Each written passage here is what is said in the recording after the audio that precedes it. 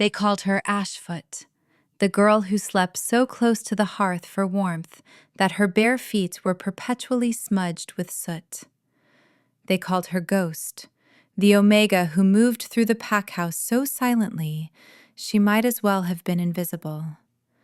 They called her Nothing, a name whispered with the casual cruelty of those who had everything to a girl who had nothing at all. Her real name was Alara, but she had not heard it spoken with kindness in a decade. Her world was defined by the bite of cold on her skin, cold from the flagstone floors that leached warmth through the thin soles of her worn slippers, cold from the winter wind that sliced through the cracks in the scullery walls like claws of ice, cold from the gazes of the other pack members, a frost that settled deep in her bones and never quite thawed. Today, the cold was a particularly vicious master. A blizzard, unnatural in its ferocity, had descended upon the Stone Creek Pack's territory, burying the world in a shroud of swirling white. Alara's hands were raw, plunged into a bucket of near-freezing water as she scrubbed the last of the great hall's floors. The mating ceremony was tonight, an ancient and vital tradition. This year, it was an event of unprecedented importance. Rumors, sharp and thrilling as lightning, had crackled through the pack for weeks. The Alpha King himself, Kalen, the supreme leader of all wolves, was attending. He was searching for something, or someone. The thought was so far removed from her reality, it was like a story from another world. Kings and mates and grand destinies were not for girls who scrubbed floors and fought rats for scraps of bread. Her destiny was this bucket, this ache in her back, and the gnawing emptiness in her stomach. Her parents, branded traitors for challenging the previous Pack Alpha's brutal rule, had been exiled and lost to the wilds when she was a child. She was allowed to remain only as a testament to the Alpha's mercy, a living symbol of shame. A sharp kick to her bucket sent icy water sloshing over her legs, the shock of it stealing her breath. She flinched, curling into herself as she looked up. Lyra, the Pack Alpha's daughter, stood over her, a sneer twisting her beautiful face into something ugly.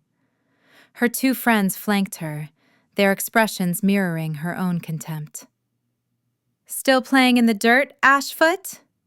Lyra's voice was like honey laced with poison. "You'll want to finish up. We need the hall to be perfect for the king's arrival.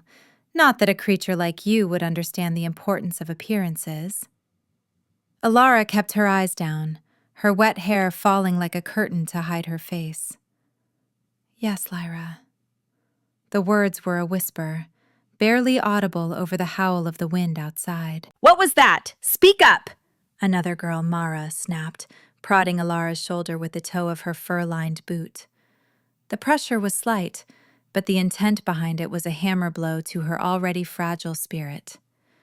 She was worthless. A stray dog they tolerated. They never let her forget it.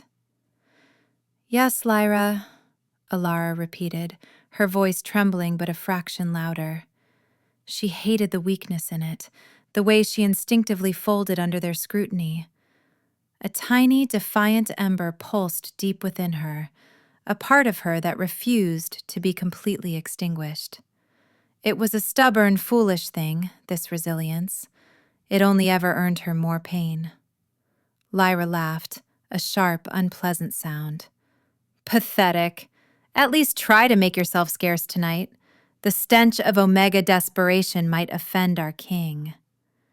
With a final disdainful glance, she and her followers swept away, their laughter echoing in the vast, empty hall. Alara stayed hunched on the floor, the icy water seeping into her thin tunic. The humiliation was a familiar fire, burning hot in her cheeks. She squeezed her eyes shut, her raw knuckles white as she gripped the handle of her bucket. She would not cry. She had run out of tears years ago. Instead, she took a deep, shuddering breath, the cold air stinging her lungs, and pushed herself back to her knees. She would finish. She would survive. That was all she knew how to do. The blizzard worsened. What had begun as a fierce storm was now a raging, white-walled monster. The wind shrieked like a dying thing, and the snow fell so thick it was impossible to see more than a few feet ahead. Panic began to thread through the pack house. Warriors sent to patrol the borders had not returned. The elders muttered of dark omens, of magic twisting the weather into a weapon. It was in this chaos that Alara was given an impossible task. The pack's primary healer, an old wolf named Elspeth, was running low on frost fern, a vital herb for treating the lung rot that often came with such deep cold. The only place it grew was in a sheltered grove at the base of the Whisperwood, a treacherous journey even in the best of weather. No warrior could be spared. Alpha Borin, Lyra's father, had looked at Alara with cold indifference. Her life was expendable. "Go," he had commanded, tossing a threadbare cloak at her feet. "Do not return without it." It was not a request. It was a death sentence disguised as an order. Hope, she thought with bitter irony, was a dangerous thing. For a fleeting moment, as she'd watched the preparations for the ceremony, she had allowed herself a tiny dream. A dream of a warm fire, a full belly, of being just another face in the crowd, watching history unfold. Now, her future was a wall of white. She gritted her teeth, pulled the cloak tighter, and stepped out into the storm. There was no refusing an Alpha's command. The wind hit her like a physical blow, tearing the air from her lungs. Snow, sharp as sand, scoured her exposed skin. Every step was a battle against the gale and the rapidly deepening drifts. The world dissolved into a maelstrom of white and gray, the familiar forest paths vanishing beneath the onslaught. She was alone, a tiny, insignificant speck fighting a war against the sky itself. She thought of the stories of the Alpha King, Kalin. They said he was ancient, as old as the mountains, his power absolute. They said his eyes held the fire of the earth's core, and that his heart was encased in ice from centuries of loneliness, waiting for his fated mate, his Luna, to thaw it. A fool's tale. Love and fate were luxuries. Survival was a currency she was rapidly running out of. After what felt like an eternity, her legs numb and her body shaking uncontrollably with cold, she stumbled into the relative shelter of the Whisperwood. The massive pines offered some respite from the wind, but the snow was still waist-deep in places. She found the grove, a small hollow where the resilient frost fern poked through the snow, its silver-blue leaves almost glowing in the dim light. Her fingers, stiff and clumsy with cold, fumbled as she gathered the herbs, stuffing them into the leather pouch at her belt. Task complete. Now she just had to make it back. But as she turned, a wave of dizziness washed over her. The world tilted, the white landscape spinning. She was so cold, so tired. Her body was shutting down. She took one step, then another, before her legs finally gave out. She collapsed into a snowdrift, the powdery cold a surprisingly soft embrace. This is it, she thought, a strange sense of peace settling over her. This is the end. But as her vision began to fade to black, she saw it. A shape in the snow. A dark mound against the suffocating white, not 20 feet away. It was huge. Far too large to be a common wolf or a deer. A flicker of survival instinct, that stubborn ember, flared to life. With the last of her strength, she crawled towards it. It was a man. Or rather, the form of a man. He was massive, built on a scale that seemed impossible, with shoulders as broad as a doorway. He was clad in dark, travel-worn leathers, but his chest was partially bare where his tunic had been torn. A deep, vicious-looking gash ran across his ribs, the blood frozen black against his skin. A great wolf, enormous and silver-furred, lay dead beside him, its neck clearly broken. An ambush. He was barely conscious, his breathing shallow and ragged. His skin was pale, tinged with blue from the cold. He was dying. Alara, who had expected her own death only moments before, felt a surge of something she couldn't name. Pity? Kinship? She could not leave him here. No one deserved to die alone in the cold. She crawled closer, her own shivering forgotten. She didn't have much, but she had the cloak. It was thin, but it was something. She clumsily draped it over his broad chest. Then, acting on pure instinct, she pressed her small, freezing body against his, trying to share the last dregs of her own fading warmth. It was a futile gesture, a candle trying to warm a glacier. Her hand, shaking and numb, slipped from the cloak and brushed against the bare skin of his side, just below the terrible wound. The world exploded. It was not a sound, but a feeling. A cataclysm of heat and light erupted from the point of contact. It surged up her arm and into her chest, a bolt of pure, white-hot energy that ripped a scream from her throat. It felt like her very soul was being set on fire, every nerve ending screaming in a chorus of agony and ecstasy. Blackness swarmed at the edges of her vision, but a force, ancient and powerful, held her fast. On the back of her hand, a burning pain intensified, far beyond the searing energy coursing through her veins. She risked a glance and gasped. Silver lines, intricate as frost on a window pane and bright as a full moon, were etching themselves into her skin, weaving a complex sigil of spirals and thorns.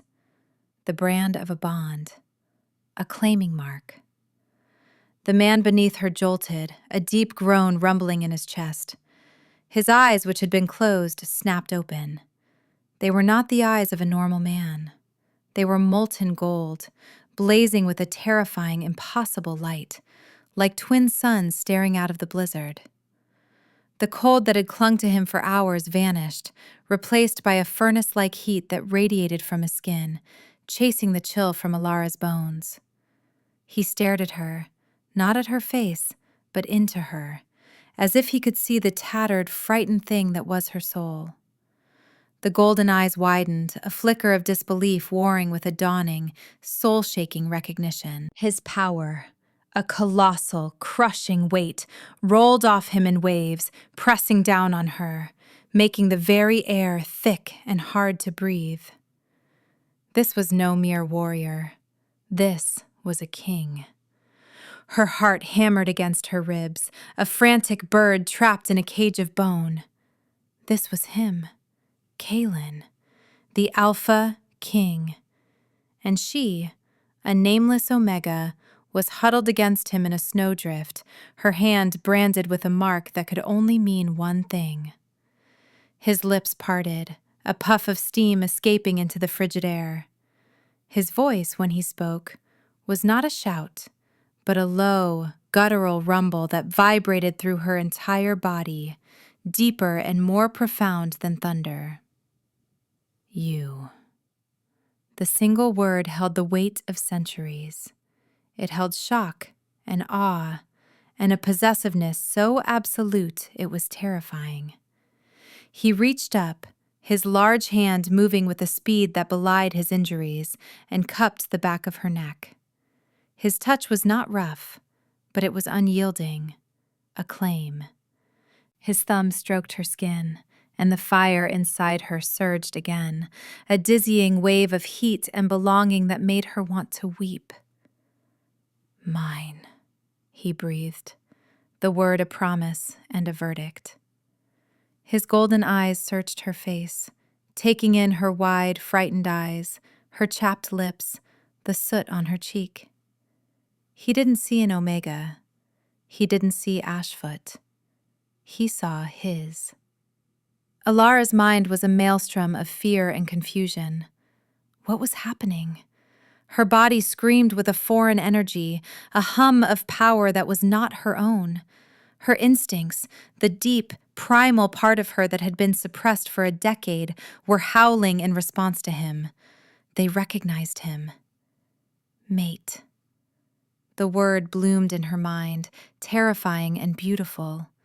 Her rational mind, the part that knew only pain and servitude, screamed to run, to hide.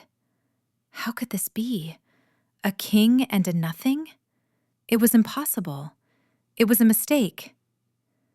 I don't understand, she stammered, her voice a pathetic whisper. His gaze softened fractionally, though the intensity never wavered. I have you, he said, as if that explained everything, as if his presence, his claim, was the only truth that mattered in the universe. He shifted, trying to sit up, and a sharp hiss of pain escaped him. The gash in his side was still bleeding, the heat from his body having thawed the frozen blood. Without thinking, Alara pressed her hand against the wound. You're hurt. He looked down at her small, trembling hand on his side, then back to her face. A slow, dangerous smile touched his lips, a smile that was like the first rays of dawn after a long, dark night. It did not reach his eyes, but it transformed his harsh, predatory features into something devastatingly beautiful. It is nothing. He had waited centuries for this. A mere wound was an inconvenience. The journey back was a blur. Kaelin, though injured, seemed to draw strength from her proximity. He rose from the snow, pulling her with him, his arm a band of steel around her waist. He ignored her thin cloak, instead wrapping his own massive fur-lined one around her shoulders. It smelled of pine and winter storms, and a heady, masculine scent that was uniquely him. It was warm. She had never felt so warm. He moved through the blizzard not like a man fighting it, but like a master commanding it. The wind seemed to part for him, the snow less of an obstacle. He followed a path only he could see, his golden eyes cutting through the whiteout. Alara stumbled beside him, her exhaustion forgotten, her body thrumming with the energy of the bond. Her hand, with its glowing silver mark, felt both alien and like a part of her she'd been missing her entire life. They reached the edge of the Stone Creek Pack's territory as the storm finally began to abate. The lights of the great hall glowed in the distance, a beacon of warmth. Kaelin stopped, turning her to face him. He gently took her hand, his thumb tracing the still glowing lines of the mark. They will not harm you again, he stated, his voice low and absolute. It was not a promise, it was a decree. He did not wait for the grand entrance. He strode through the main gates as if he owned them, which, in essence, he did. The pack warriors on duty froze, their jaws dropping in shock at the sight of their king, wounded and storm-battered, with the pack's Omega tucked securely at his side. Word spread through the pack house like wildfire. The Alpha King had arrived, and he had brought the ghost with him. Alpha Boren and his daughter Lyra met them in the entrance hall. Boren's face was a mask of confusion and alarm. Lyra's was one of pure, venomous disbelief. Her eyes darted from the king's powerful form to Alara, huddled in his embrace, and then they fell upon Alara's hand. Even though the glow had faded to a soft, silvery shimmer, the mark was undeniable. Lyra's eyes widened, her carefully constructed composure cracking. The look she gave Alara was no longer one of simple contempt. It was one of murderous jealousy. Kaelin's gaze swept over them, cold and dismissive. Your healer, he commanded, his voice leaving no room for argument. Now. Elspeth was summoned, her old eyes taking in the scene with a wisdom that the others lacked. She saw the king's wound, but more importantly, she saw the mark on Alara's hand and the way the king held her. A slow, knowing smile touched her lips. As Elsbeth tended to his wound, Kaelin refused to release Alara. He made her sit on a stool beside his chair, his hand resting possessively on her knee. The great hall was filled with the pack, all gathered for the ceremony, but now they stared in stunned silence at the impossible scene before them. Alara, the girl they had tormented and ignored, was the chosen of the Alpha King. She felt their stares like 1,000 tiny needles. Self-doubt, her oldest and most constant companion, began to whisper its poison in her ear. This was a mistake. He was confused. Once he was healed, once he saw her clearly in the light, he would realize his error. He would cast her aside. The thought was a shard of ice in her heart, more painful than any winter cold.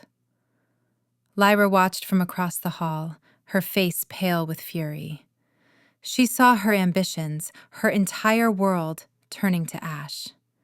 She had planned to be the one to catch the king's eye, to unite her pack with the royal line, and this nothing, had stolen it from her.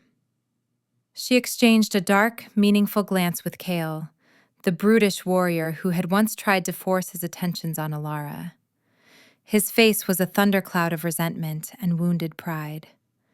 They saw the mark not as a sacred bond, but as an acquisition, a prize that had been stolen from them. That night, Kaelin was given the Alpha's chambers to rest and recover. He insisted Alara stay with him. The room was larger than the entire scullery she called home, with a roaring fire and thick fur blankets on the bed. It was a world away from everything she had ever known. "Sit down," he said, his voice softer now that they were alone. It was still a command, but it was laced with a tenderness that made her tremble. She perched on the edge of a velvet chair, feeling small and out of place. He watched her, his golden eyes intense. "You are afraid." She nodded, unable to speak. "Of me?" "Of everything," she whispered. "I am no one, a servant, an Omega. This is a mistake." He crossed the room in 2 silent strides, kneeling before her chair. The gesture, from a being of such immense power, was so shocking it left her breathless. He took her hands in his warmth seeping into her. "Look at me, Alara." He knew her name. The sound of it on his lips was a revelation. "There is no mistake," he said, his voice a low, hypnotic murmur. "For 500 years, I have walked this earth alone. I have felt the bond, a distant echo, a promise of a soul that would match my own. I searched. I waited. And the moment your skin touched mine, I knew. The bond does not lie. You are not nothing. You are the other half of my soul." His sincerity was overwhelming. It chipped away at the walls she had built around her heart. Could it be true? Could she, after a lifetime of worthlessness, truly be someone's everything? A desperate, terrifying hope began to bloom in her chest.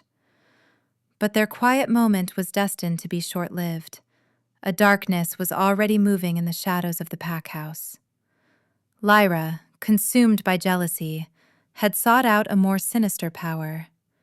She had been a secret convert to the Ember Covenant, a cult that worshipped a shadowy usurper, a rival king named Valerius who sought to overthrow Kaelin. Valerius's power was in shadow and death, the antithesis of the life-giving force of the Alpha King. Lyra knew the king was weakened. She knew this Omega girl was the key to his heart, and therefore, his greatest vulnerability. She sent a message, a whisper on the dark winds, to her true master. The king's mate had been found, and she was unprotected. The next day, while Kaelin was in a closed meeting with Alpha Borin and the other pack leaders, discussing the unnatural storm and the evidence of an ambush, Lyra made her move. She found Alara in the corridor outside the king's chambers, a place Alara hadn't dared to leave. "The king sent me," Lyra said, her voice smooth and convincing. "He requires your presence in the southern gardens." Alara's heart fluttered. He was asking for her. The hope in her chest swelled, blinding her to the malice in Lyra's eyes. She followed obediently, her mind filled with the memory of his words, of his touch. The gardens were deserted, the plants withered under a blanket of snow. As soon as they were out of sight of the main house, Kale and 2 other warriors loyal to him stepped out from behind a snow-laden hedge, blocking her path. Their faces were grim. Fear, cold and familiar, washed over Alara. "What is this?" "A correction," Lyra sneered, her mask of civility falling away. "You don't really think you deserve him, do you? A filthy Omega slut? You are a tool, nothing more." Before Alara could scream, Kale lunged. He was fast and strong. She tried to fight, but she was no match for him. He grabbed her arms, and his touch was like ice after the warmth of Kaelin. Another warrior clamped a hand over her mouth. Her eyes widened in terror as Kale pulled something from his belt. A chain, made of gleaming, polished silver. The moment the metal touched the skin of her wrist, just below the bond mark, agony unlike anything she had ever known ripped through her. It was a cold fire, a venom that attacked the bond itself. The connection to Kaelin, that warm, humming presence in the back of her mind, was choked, strangled. A strangled cry of pain escaped her, muffled by the hand over her mouth. She felt a distant, echoing roar of fury and pain that was not her own. Kaelin. He felt it too. They dragged her away, her struggles weakening as the silver's poison seeped into her. Her last sight of the pack house was of Lyra's triumphant, hateful smile. Then, a black hood was thrown over her head, and the world dissolved into darkness and pain. She awoke in a place devoid of warmth and light. The air was frigid and smelled of damp stone and decay. She was chained to a wall, the silver manacles biting into her wrists, sending relentless waves of cold agony through her. The bond was a faint, throbbing ache, a lifeline stretched thin and taut, threatening to snap. Through it, she could feel Kaelin's frantic rage, a distant storm of gold and fury, but it was muted, distorted by the silver and the distance. A figure emerged from the shadows. He was tall and unnaturally graceful, clad in robes the color of dried blood. His face was handsome, in a sharp, cruel way, but his eyes were pits of darkness, holding a chilling emptiness. "So," the man said, his voice a silken whisper that slid over her skin like a snake. "This is the great treasure the Alpha King has found. A frightened little mouse. I am Lord Valerius." Alara shrank back against the wall, her heart pounding. This was the Shadow King, the leader of the Ember Covenant, the architect of the storm, the one who had tried to kill Kaelin. Valerius circled her like a predator. "Your bond is a fascinating thing, a conduit of immense power. His life force. He has spent centuries building it, hoarding it, and now he has anchored it to you." He smiled, a chilling, humorless expression. "A fatal mistake." He explained his plan with the casual air of a scholar discussing a theorem. He would use her as the focal point of a ritual. The silver chains were not just to hold her. They were designed to corrupt the bond, to turn it from a source of strength into a siphon. He would drain the Alpha King's power through her, leaving Kaelin a hollow shell, easy to destroy. And she, the worthless Omega, would be the instrument of his downfall. "He will die," Valerius said, his voice dropping with theatrical sorrow, "because he had the poor taste to love you. He will be broken by the one thing he thought would complete him. The irony is delicious." Despair, absolute and crushing, settled over Alara. He was right. She was a weakness, a liability. Her very existence was a threat to the man who had looked at her and seen a queen. Tears, she thought long dried up, streamed down her face. She had brought nothing but ruin. The whispers of her past came back to haunt her. Worthless. Nothing. She was alone. She was going to die. And she was going to take the only person who had ever shown her kindness with her. The pain from the silver was immense, but the pain in her soul was infinitely worse. She closed her eyes, trying to retreat into the darkness, to let it all end. But in the depths of her despair, she felt it. A flicker. A tiny, warm pulse against the crushing cold. The bond. It was weak, strained, but it was still there.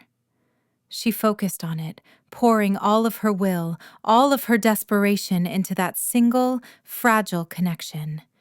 She reached out across the void, not with words, but with her very essence. "Kaelin." And he answered. His voice was not in her ears, but in her soul. A golden thread of sound in the suffocating darkness. It was strained with pain and rage, but it was there. "Hold on, little moon." The name was an endearment, a caress of sound. They cannot break what is forged in fate. "I am coming." A single shuddering sob of relief escaped her. He was coming. The ember of her resilience, which had been all but smothered, glowed anew. It was not much, but it was enough. She would hold on. Valerius began the ritual. His followers, robed and chanting in a guttural language, surrounded her. Dark energy filled the chamber, coalescing around her, drawn to the corrupted bond. The pain intensified tenfold. The silver manacles glowed with a sickly purple light, and she could feel her life force, her very essence, being pulled from her. It was an agonizing, violating feeling. She screamed, a raw, desperate sound that was swallowed by the chanting. Just as she felt her consciousness begin to fray, just as the last of her strength was about to give out, the world exploded for the second time in her life. It was a sound of pure, apocalyptic fury. The stone wall behind her shattered, blasted inward by a force of unimaginable power. Dust and rock filled the air. Through the newly formed hole, silhouetted against the gray daylight, was a figure of incandescent rage. Kaelin. His eyes were not molten gold. They were blazing white suns of pure, unadulterated power. A low, feral growl tore from his throat, a sound that promised death and retribution. He was no longer just a king. He was a primal force of nature unleashed. Behind him, his elite silver guard poured into the chamber, their blades singing as they met the forces of the Ember Covenant. The battle was immediate and brutal. The chamber became a whirlwind of silver steel and dark magic. Kaelin moved like a phantom, a blur of speed and lethality. He cut down Valerius's followers with a savage grace, his every move aimed at getting to her. Valerius met him head-on, a sneer on his face. "You are too late, old wolf. The bond is mine to command." He gestured, and shadowy tendrils erupted from the floor, lashing out at Kaelin. They wrapped around his limbs, holding him fast. The dark magic sizzled against his skin, and for the first time, Alara saw a flicker of pain on his face.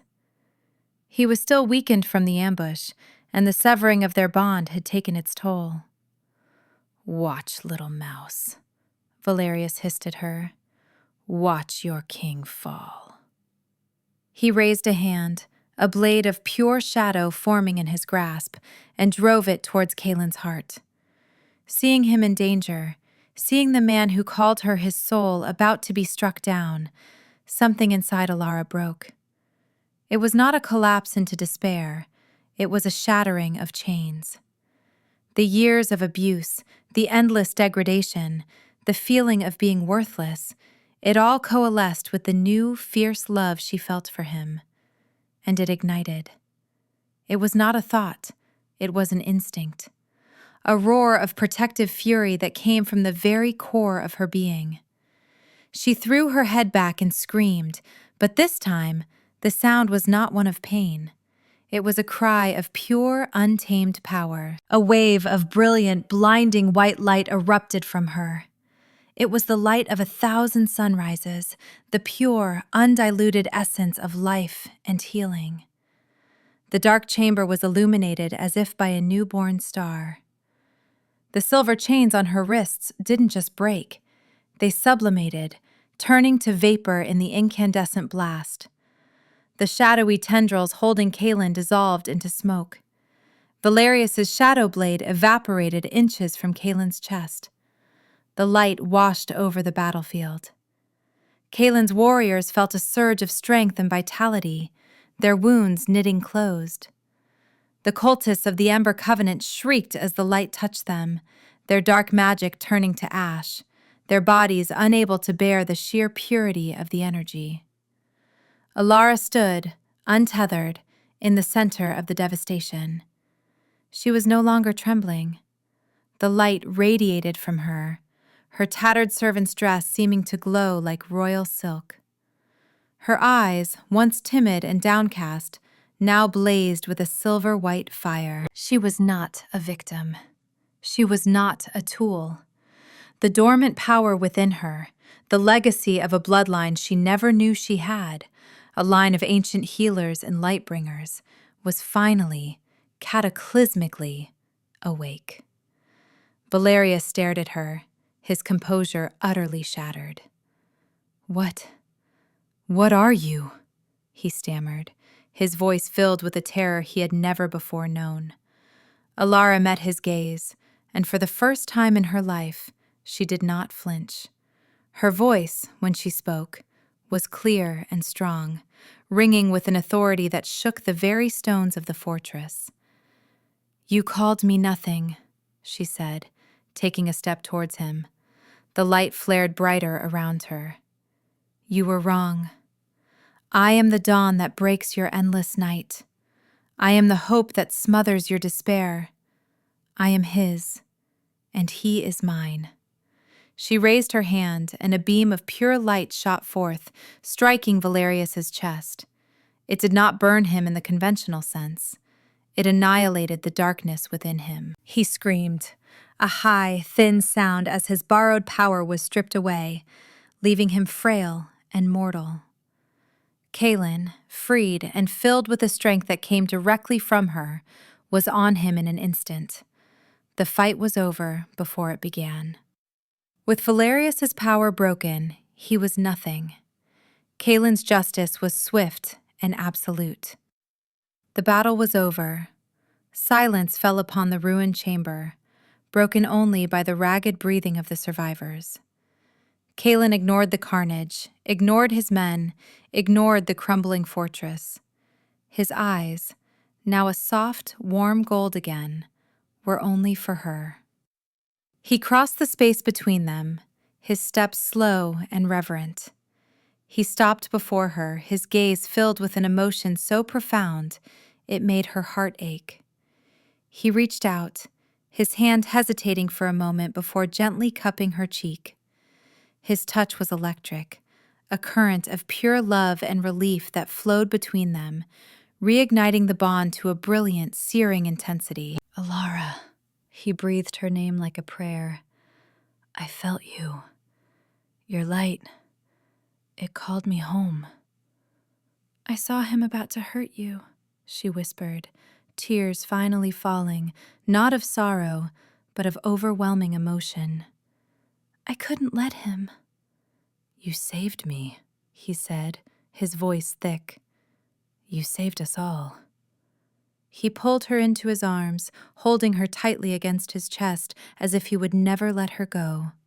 She buried her face in his tunic, inhaling his scent, feeling the strong, steady beat of his heart beneath her ear. This was real. This was safety. This was home. He tilted her chin up, his gaze falling to the back of her hand where the claiming mark was now a brilliant, steady silver. He lowered his head and pressed his lips to it, a gesture of fealty, of worship. Mine, he murmured against her skin. Then, in a gesture that sealed their new reality, Alara reached up, her hand no longer trembling, and placed it over his heart. And you, she said, her voice filled with a newfound certainty, are mine. As her words faded, a blinding light flared from his chest. When it subsided, a mark lay over his heart, a perfect mirror image of her own, etched in gold against his skin. The bond was complete, not a claiming, but a union, a perfect balance of two souls made whole.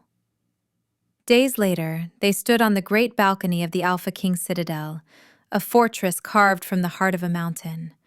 The leaders of all the great packs were assembled below, a sea of faces turned up towards them. The sky was clear, the air crisp and clean, the unnatural winter banished by her light. Alara was no longer in rags. She wore a gown of silver so fine it seemed woven from moonlight, a gift from Kaelin. It did not feel like a costume. It felt like her skin. Kaelin, his arm securely around her waist, addressed the crowd.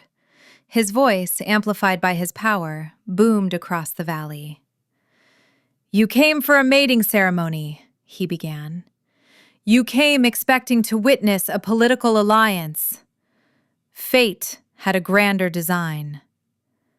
He turned to Alara, his eyes shining with a love so fierce and proud it took her breath away. For centuries, our world has been shadowed by a creeping darkness. We fought it with tooth and claw, but it was a war we could not win. We needed more than strength. We needed light. He raised her hand, showing the assembled packs her glowing mark. Behold Alara, of a bloodline thought lost to time, the Lightbringer, my soul, my mate. He paused, his gaze sweeping over the crowd, his next words ringing with absolute authority. Your queen. A moment of stunned silence, and then the crowd erupted. A single, unified roar of approval and joy shook the mountains. They had heard the stories. They had seen the sky clear. They had felt the shadow recede from the world. They were not just accepting a mate. They were hailing a savior. Alara looked out at the cheering masses, at the respect and awe on their faces. She looked at the man beside her, her king, her mate, who saw not a worthless Omega, but a powerful queen. The cold was gone, replaced by a warmth that bloomed from her very soul. She was no longer Ashfoot. She was no longer Ghost. She was no longer nothing. She was Alara. She was the Luna of Lunas, and she was finally, truly, seen.